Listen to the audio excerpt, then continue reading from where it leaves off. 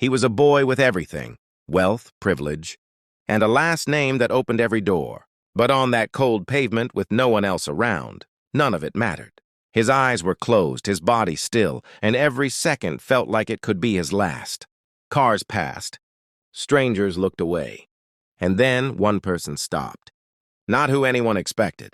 A young black girl, a face the world often overlooks, was the only one who refused to walk by. Why her? And why did this moment reveal so much more than a boy in danger? Her name was Amara.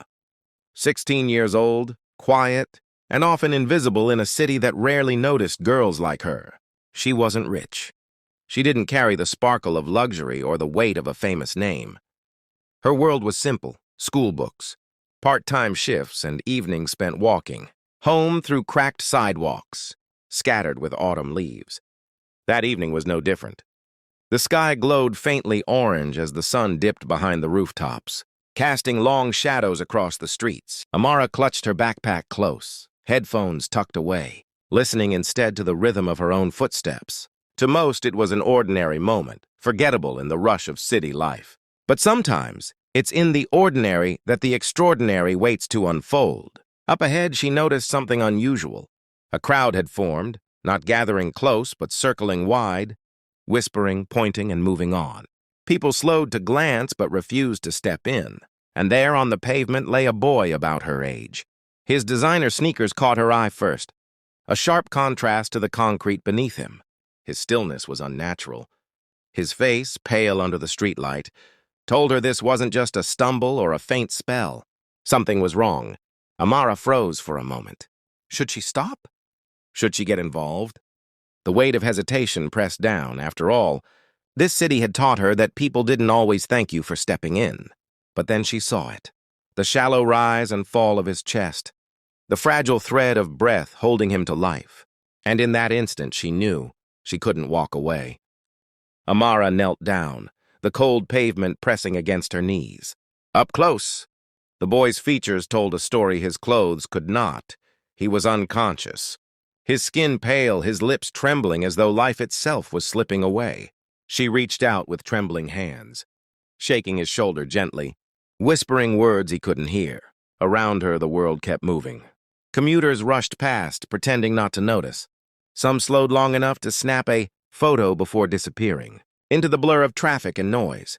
Not one stopped to help. A young black girl on her knees beside a wealthy white boy. It was easier, safer for strangers to keep walking. Amara pulled out her phone, her fingers fumbling as she dialed emergency services. Her voice shook as she explained the situation, giving the street name, her words spilling out in urgency. The operator assured her help was on the way. But when the call ended, silence wrapped around her again, broken only by the hum of engines and the occasional murmur of onlookers. She looked down at him. His shirt bore the subtle insignia of an elite private school she had only ever heard about. His watch alone looked like it could pay her family's rent for years. Who was he? And why was he lying here alone, abandoned in plain sight? Then she noticed something else. His phone, lying cracked a few feet away, screen still glowing faintly. She picked it up, scrolling instinctively through the lock screen notifications. And there it was, a last call to someone, labeled only as Dad. With her heart pounding, she pressed redial. On the other end came a deep, impatient voice. "Who is this? Why are you calling from my son's phone?" Amara swallowed hard. "Your son, he's hurt. He's lying unconscious on the street. He needs help." There was a pause, sharp and cold. "Where exactly are you?" the man demanded. His tone carried power, authority, the kind that could command boardrooms and empires. Amara gave the street name, her voice still trembling. She expected gratitude. Instead, the line went silent for a moment before he spoke again, slower this time. "Stay with him. Don't let anyone else touch him. Do you understand?" She stared at the boy, unsure of why those words unsettled her. She had done what anyone should have done, called for help, reached out to his family. But the weight of his father's voice felt less like comfort and more like command. She was suddenly aware of her place in this moment. A poor black girl kneeling over a billionaire's son. The contrast could not have been sharper. Yet none of that mattered to Amara. All she knew was that the boy's life might depend on her. And so, as sirens wailed faintly in the distance, she stayed, clutching his phone in one hand and his cold fingers in the other, waiting, watching, guarding. The sirens grew louder, bouncing off the buildings until red and blue lights splashed across the pavement. Amara exhaled with relief. Finally, help had come. But as the ambulance pulled up, another car screeched to a halt just behind. It, sleek, black, expensive, the kind of car that didn't belong on streets like this. From it stepped a tall man in a tailored suit, his presence commanding more attention than the flashing lights. His eyes darted past the paramedics, straight to the boy on the ground, and then to Amara. For a moment, the world seemed to stop. She knelt there, hands still hovering near the boy, her red hoodie dusted with grime from the pavement. His gaze locked onto hers, not with gratitude, not with relief, but with suspicion. "You!" he said sharply, pointing. "What are you doing with my son?" The words cut through her like ice.